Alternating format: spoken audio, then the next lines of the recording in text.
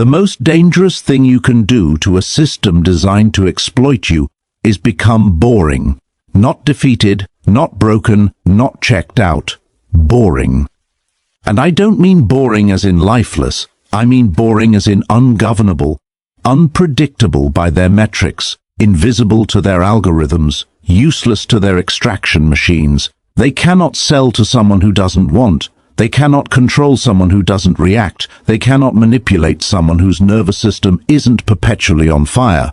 This is what Henry David Thoreau understood in 1845, when he walked into the woods near Walden Pond with an axe, some borrowed tools, and a plan that everyone around him called insane. They called it retreat. He called it war. And by the end of this, you'll understand the difference. Why the boring life isn't the consolation prize of the uninspired. It's the final power move. But here's the part no one tells you. There's a mechanism, a specific psychological shift that makes this work. Without it, simplicity becomes deprivation. Boredom becomes torture. Withdrawal becomes weakness. With it, you become untouchable. We'll get there. But first, you need to see how deep the trap actually goes. Here's a question that should disturb you. Why are you tired? Not physically. We'll set that aside. Emotionally, psychologically, spiritually. If that word doesn't make you flinch, why do you wake up so many mornings already drained? Why does the thought of another day sometimes feel like a weight instead of an opportunity? You've probably blamed yourself. Lack of discipline, poor sleep, not enough purpose. Maybe you searched for burnout symptoms and nodded along. But what if the exhaustion isn't a bug in your character? What if it's the product? The economic model of the 21st century doesn't run on your labor anymore. Not primarily. It runs on your attention, your emotional bandwidth, your reactions, your engagement. Every notification, every outrage cycle, every carefully engineered cliffhanger in a streaming series, every infinite scroll, every fear-based news headline. These aren't side effects of a connected world. They're features. You're not using these platforms, you're being consumed by them. And here's what makes this particularly sinister. They've convinced you that stimulation equals living, that a calendar full of obligations equals importance, that hustle equals purpose. So you chase and chase and chase and you call it ambition. Meanwhile, the architects of this system, the ones who actually built the attention economy, what do? They send their kids to tech-free schools. They retreat to analog hobbies. They practice meditation in silent rooms. They read books, paper ones, slowly. They sell you chaos and buy themselves calm. This is not conspiracy. This is confession. These people have said it openly. The same executives who design apps to maximize your screen time strictly limit their own children's access. Why? Because they know something you're only beginning to suspect. The stimulated mind is the captured mind. In 1845, Henry David Thoreau was 27 years old, Harvard-educated, son of a pencil manufacturer. He could have done anything respectable. Instead, he borrowed an axe, walked into the woods on land owned by Ralph Waldo Emerson, and built a cabin 10 by 15 feet. One room, one door, one window on each side.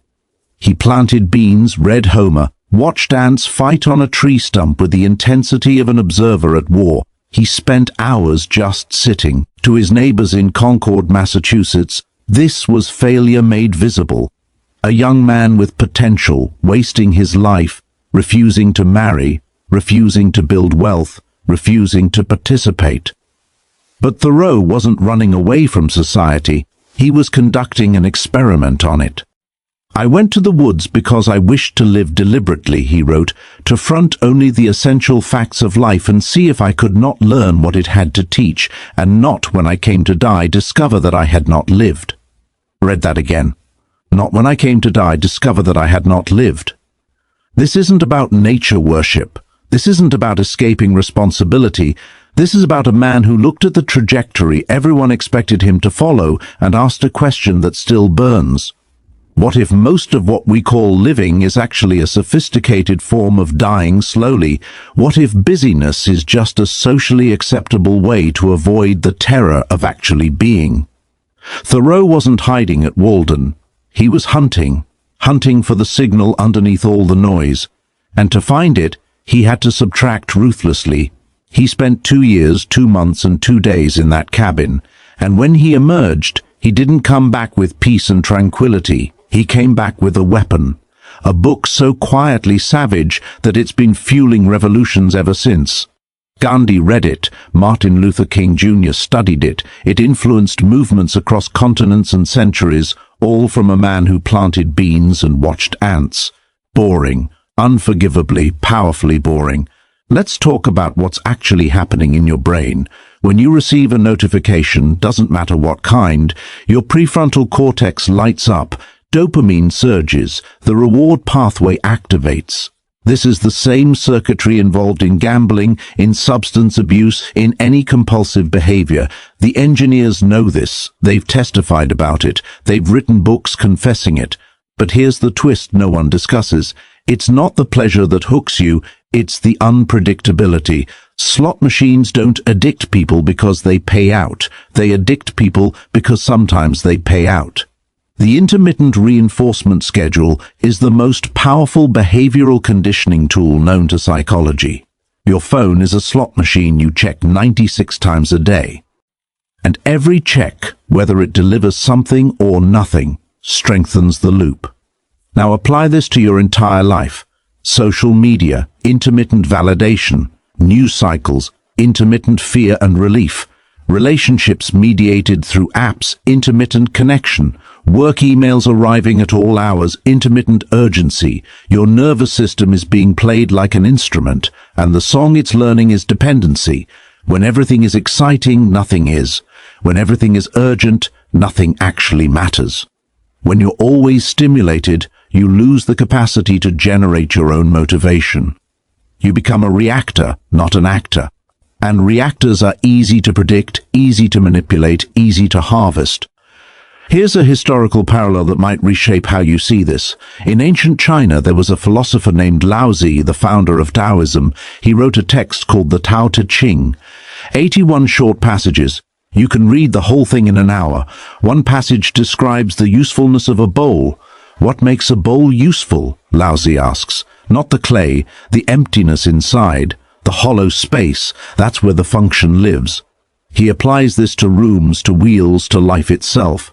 Usefulness arises from what is not there. Thoreau understood this instinctively. His entire project was subtraction. Strip away everything inessential until only the essential remains. Then examine it. Then live from it. But here's what most people miss. This isn't minimalism as aesthetic preference. This isn't decluttering for Instagram. This isn't organizing asking if your items spark joy. This is strategic emptiness. When your life is full of obligations, of stimulation, of noise, you have no capacity for what actually matters. You're so busy responding that you never initiate. So busy consuming that you never create. So busy performing productivity that you never actually produce anything that will outlast you. The full calendar is a trap. The busy schedule is a prison you build yourself. And the cruel joke is that society applauds you for it. She's so busy, she must be successful. He never stops working, he must be important. No. Busy is often just a way to hide from the terrifying question, what would I do if I had nothing to react to? Most people don't know. And that not knowing frightens them so deeply that they'll fill every moment to avoid it. Thoreau sat with that question for 2 years. What he found there changed the world. Here's a concept you've never been taught. Boredom tolerance is a skill, and it might be the most important skill you can develop. In the 1970s, psychologist Walter Mischel conducted the famous marshmallow test. Children were given a choice, 1 marshmallow now, or 2 if they waited 15 minutes. The kids who waited, who tolerated the discomfort of delay, went on to have better life outcomes across nearly every metric. Academic success, physical health, relationship stability, financial security. For decades, this was interpreted as a study about self-control. But recent research suggests something deeper. The children who waited weren't just exercising willpower. They had developed strategies to reframe the boredom. They sang songs, they told themselves stories. They made the waiting itself interesting. They didn't just resist the marshmallow. They transformed their relationship to time. This is what Thoreau did at Walden. He didn't suffer through the monotony of rural isolation. He rebuilt his capacity to perceive. He retrained his attention until a single morning watching ice melt on the pond became more vivid, more meaningful than years of social busywork had ever been. "To be awake is to be alive," he wrote. "I have never yet met a man who was quite awake." That line is an indictment. He's not talking about sleep, he's talking about the chronic distraction that passes for consciousness in most people's lives. You think you're awake, you're just stimulated. These are not the same. I want you to think about your attention as a finite resource, because it is. You wake up with a certain amount of cognitive capacity, a certain amount of emotional bandwidth, a certain number of quality decisions you can make before your judgment degrades. This is scientifically established. It's called decision fatigue, ego depletion. The tank is real and it empties. Now, here's the question. Who is spending your tank? When you check the news first thing in the morning, you're spending. When you engage with outrage on social media, you're spending. When you say yes to an obligation you don't actually want, you're spending. When you let someone else's emergency become your priority, you're spending. By noon, most people are bankrupt, running on fumes, making poor choices because the quality fuel is gone. And what do they have to show for it? Nothing they chose, nothing they built, nothing they will remember in a year. Just a series of reactions to other people's agendas. Thoreau's boring life was economically brilliant. He spent almost nothing, not money, attention. He protected his cognitive resources like a miser protects gold. No social obligations, no news of distant wars, no fashion trends, no gossip, no manufactured urgencies, just the essential facts of life. Stacked, examined, understood. And from that protected wealth, he produced work that still pays dividends nearly 2 centuries later. Here's what the system cannot tolerate: someone who doesn't want more. Think about it. The entire machinery of modern capitalism depends on manufactured dissatisfaction. You must feel that what you have is not enough, that who you are is not enough, that where you are is not enough. Otherwise, why would you buy? Why would you scroll? Why would you chase? Contentment is an act of sabotage, not passive contentment, not giving up contentment. Strategic contentment, the kind where you look at the frantic masses sprinting toward mirages and you simply don't. You plant your beans, you read your books, you think your thoughts, and the system cannot touch you because you've exited the game they need you to play. This is what made Thoreau dangerous, not his eloquence, not his education, his refusal. He refused to be impressed, refused to be hurried, refused to believe that his worth was determined by his productivity or his possessions. In Civil Disobedience, his other famous essay, he wrote, "The mass of men lead lives of quiet desperation." But notice he didn't say they were forced into it. They lead those lives, active verb. They choose it daily, by default. The desperation isn't imposed from outside, it's an inside job. There's a modern pathology Thoreau never saw but somehow diagnosed in advance. It's called the paradox of choice. Too many options paralyze rather than liberate. But I want to go darker than that. Options aren't just paralyzing, they're expensive, and not in ways you're calculating. Every option you keep open costs mental real estate. Every possibility you refuse to close burns background processing power. Every maybe later, or I'll keep my options open, is a tiny leak in your cognitive fuel tank. Rich people understand this instinctively. That's why many of them wear the same outfit every day. Eliminate the small decisions, preserve the resources for the ones that matter. But they've only figured out half the equation. The truly wise, the Thoreaus of any age, go further. They don't just eliminate small decisions, they eliminate entire categories of life that don't serve their core purpose. At Walden, Thoreau didn't just simplify his wardrobe, he simplified his existence. He asked, what are the essential facts of life? And then he cut everything else, not later, not gradually, immediately. One room, beans and rice, a few books, silence, depth. He didn't keep options open, he burned them deliberately, because he understood something our culture refuses to admit. Optionality is a form of cowardice dressed as wisdom. When you keep all doors open, you walk through none. You stand in the hallway forever, congratulating yourself on your flexibility, while life happens in the rooms. Here's a story that reveals the depth of Thoreau's commitment. In 1846, 1 year into his Walden experiment, Thoreau was walking to town to pick up a repaired shoe. On the way, he was stopped by the local tax collector, Sam Staples. Thoreau owed 6 years of back poll taxes, about $1.50, barely anything. Staples asked him to pay. Thoreau refused, not because he couldn't afford it, not because he'd forgotten, because the taxes funded a government that sanctioned slavery and was waging what Thoreau considered an unjust war against Mexico. He would not participate, not even indirectly, not even symbolically. Staples, who actually liked Thoreau, offered to pay the tax himself just to avoid the paperwork. Thoreau refused that too. So they arrested him, locked him in the town jail. He spent 1 night there. Someone, probably his aunt, though he never confirmed it, paid the tax against his wishes. He was released the next morning, retrieved his shoe, and walked back to the pond. But that single night in jail produced Civil Disobedience, an essay that would later inspire Gandhi's Salt March, Martin Luther King's Montgomery bus boycott, the anti-apartheid movement, all because a man refused to bend over $1.50. This is not the behavior of someone hiding from life. This is not passive withdrawal. This is a man so clear about his principles that he made himself ungovernable, not through violence, not through wealth, not through influence, through refusal. And refusal, true refusal, is only possible when you've eliminated everything inessential from your life, when there's nothing they can threaten to take away, when your needs are so small that their leverage disappears. Thoreau recorded his expenses meticulously. Every cent.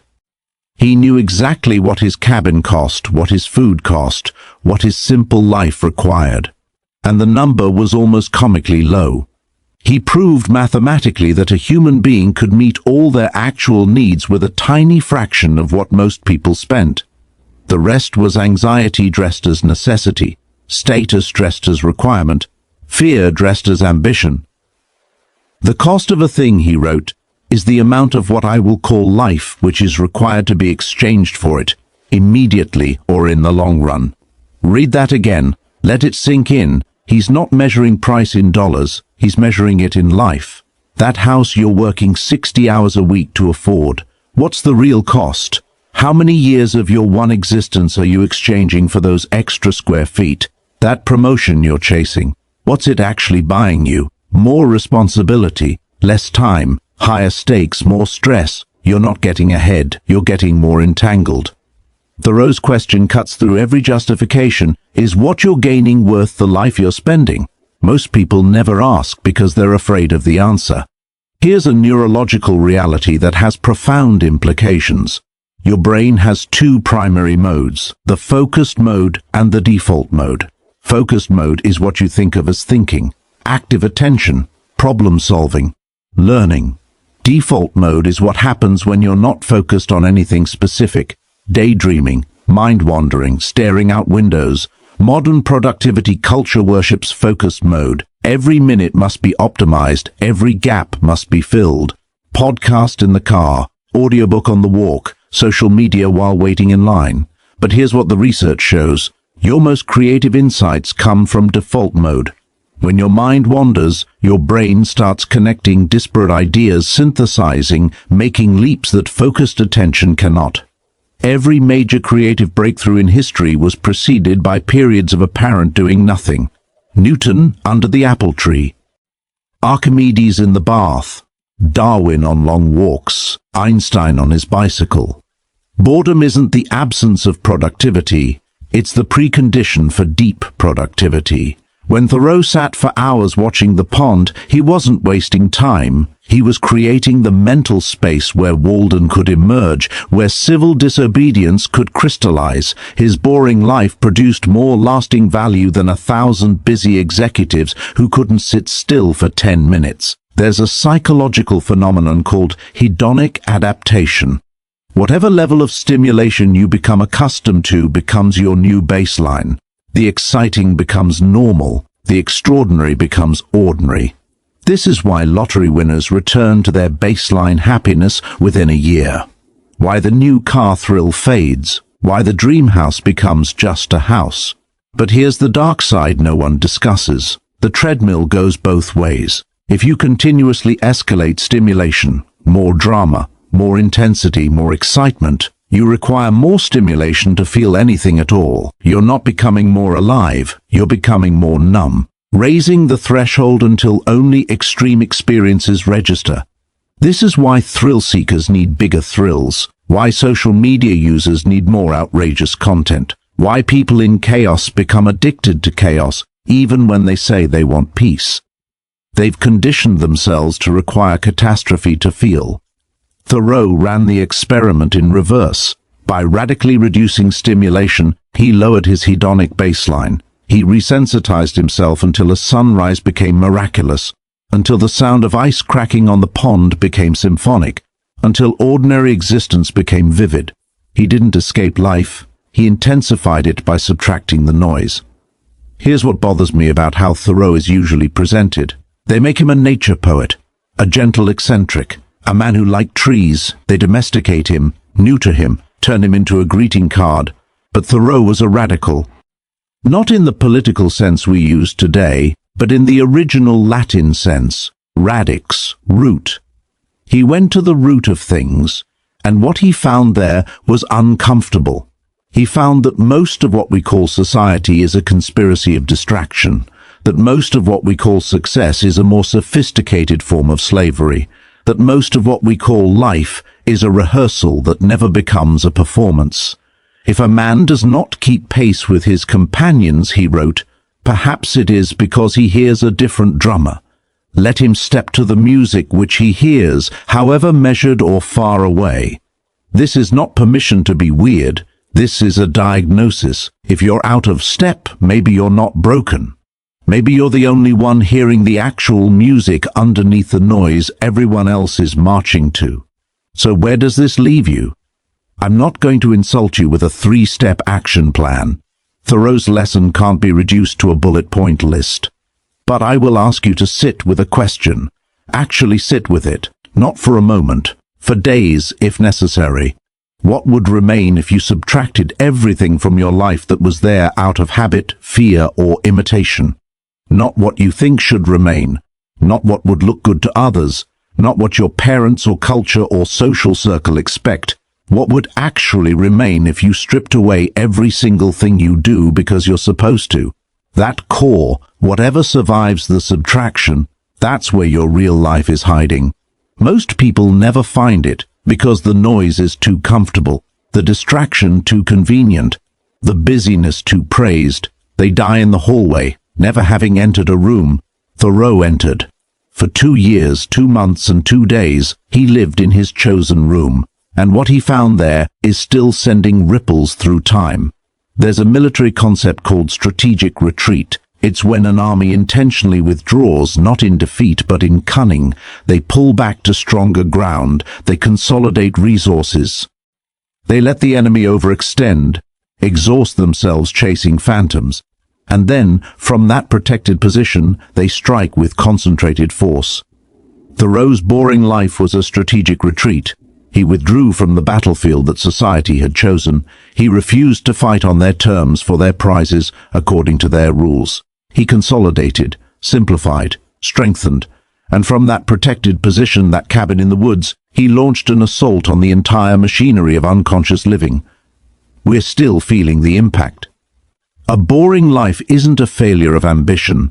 It's ambition refined to its purest form, not ambition for more, ambition for depth, for meaning, for a life that's actually yours. Here's the uncomfortable truth I've been circling. You already know this. Some part of you, the part that started reading this, that's still here after all these words, that part knows. You felt the exhaustion of the treadmill, the emptiness of the full calendar, the strange hunger that can't be satisfied by anything the world keeps offering. That knowing is your compass, but knowing and doing are different countries, and most people live and die in the gap between them. Thoreau crossed. Not because he was special, not because he was braver or smarter or more enlightened. He crossed because he was honest enough to admit what he saw and stubborn enough to act on it. The question is whether you will. The simple life isn't simple because it's easy. It's simple because you've cut away everything that doesn't matter until only what matters remains. That cutting takes courage, clarity, a willingness to be misunderstood, to be called boring by people running in circles, to be called a failure by people who've never asked what success actually means, to step to the music you hear, however faint, however far away, however much it terrifies you.